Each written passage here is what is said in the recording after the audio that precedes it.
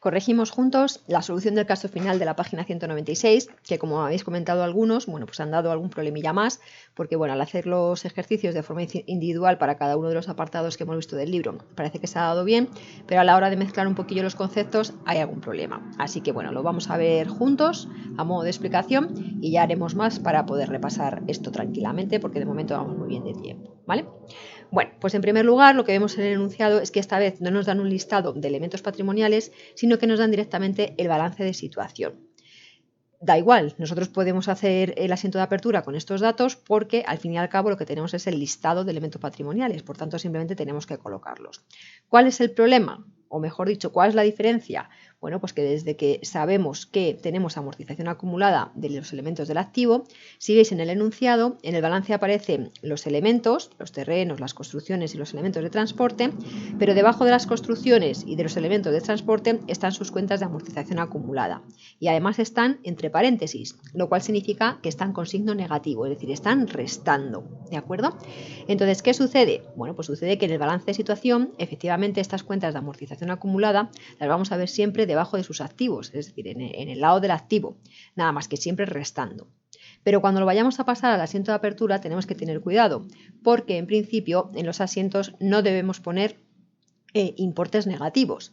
Por tanto, para evitar tener que poner importe negativo, ¿qué tenemos que hacer? Bueno, pues en vez de hacerlos nacer en el lado del debe, los hacemos nacer en el lado del haber. Si veis aquí en el asiento de apertura, ¿vale? Porque al fin y al cabo estas cuentas son lo que se llaman compensadoras de activo, ¿vale? Es decir, nacen para para quitarle valor a un activo. Entonces realmente funcionan como si fuesen pasivos.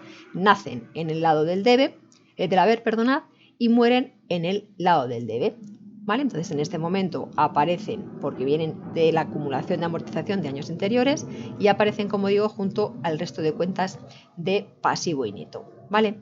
De tal forma que aquí tendremos simplemente los elementos de inmovilizado, las mercaderías, los clientes y la tesorería, y aquí junto al capital, las deudas y los proveedores, las cuentas de amortización acumulada. ¿De acuerdo? Que cada ejercicio van a nacer, como digo, cuando empieza el ejercicio, nacen en el lado del haber. ¿De acuerdo? En vez de ponerlos aquí con signo negativo, que como digo en principio no se debe y no se puede hacer. ¿Vale? Bueno, pues esa sería la primera, entiendo, dificultad que os habéis podido encontrar.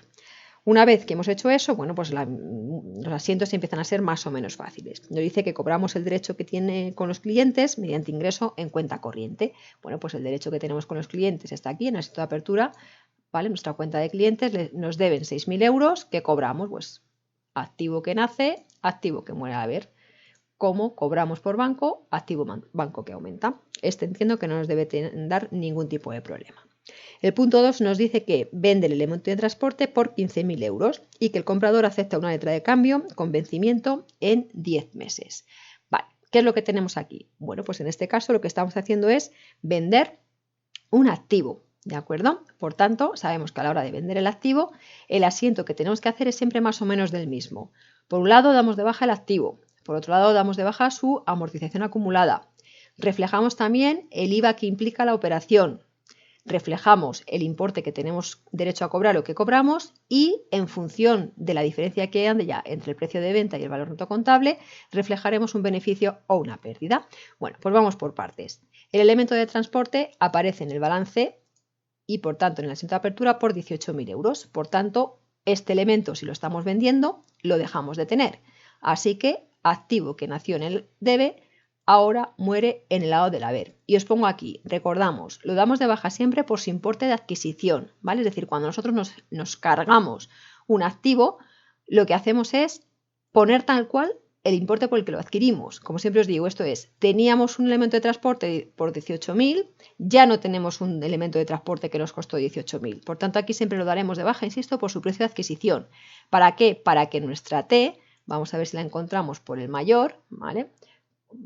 Perdonad, vamos a ver si la encuentro por aquí, vale, para que cuando demos de baja el activo, si veis, estaba por 18.000, ya no está por 18.000 y en el momento de la venta lo cancelamos, dejamos la cuenta a cero, ¿vale? Así que por un lado eso. Por otro lado, tenemos que dar siempre de baja su amortización acumulada y para eso tendremos que ver qué saldo tiene la T en el momento de la venta. En este caso, como lo único que hemos hecho ha sido registrar la amortización del asiento de apertura, es decir, todavía no hemos hecho la amortización del año, pues el saldo es el que aparece aquí, ¿vale? El que aparece en la cuenta de amortización acumulada, en este caso 2.000. Amortización que nació en el lado del haber, pues muere ahora en el lado del debe. Perfecto. Estas dos cuentas siempre las tenemos que tener. Y recordad que solo no las tenemos si fuesen los terrenos o bienes naturales porque no tienen amortización. Si veis, de hecho, aquí no aparece, ¿vale? Pero en el resto de los casos, en el resto de los activos, cuando damos de baja el activo, damos también de baja su amortización acumulada. Vale. Una vez calculada, puestos esos datos, tenemos que calcular su IVA repercutido. Y aquí ya sí que tenemos que tener en cuenta cuál es el precio de venta, ¿vale? Y el precio de venta que nos dice el enunciado en este caso son 15.000 euros. Por tanto, el importe de IVA que ponemos aquí será el 21% de esos 15.000, ¿vale? Y lo ponemos tal cual. Es decir, que en este caso nunca nos va a coincidir que el importe que ponemos aquí sea el 21% del importe que ponemos aquí. Imposible, salvo que sea el mismo precio de venta, el de adquisición, ¿vale? Pero es de las pocas veces en las que no hay equivalencia entre lo que aparece arriba y el IVA repercutido, porque, insisto, se hace sobre otra cantidad, ¿de acuerdo? Vale. Ya hemos puesto entonces el IVA repercutido, vamos a ver ahora cuánto cobramos o cuánto nos dejan a deber. Dice que el comprador acepta letra de cambio, por tanto, como no cobramos ahora nada, reflejamos el derecho de cobro y en este caso, al haber letra de cambio, efectos a cobrar a corto plazo.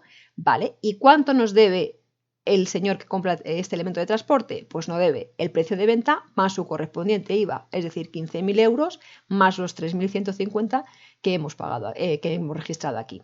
Es decir, nos tiene que pagar este señor, nos debe 18.150, activo que nace al debe. Y ahora ya es cuando tenemos que ver si toda esta operación nos ha dado beneficios o pérdidas. En este caso, ya os adelanto que es pérdida, pero como digo, es una cuenta que ponemos al final, ¿vale? Y que calculamos ¿cómo? Pues comparando el valor de venta con el valor neto contable.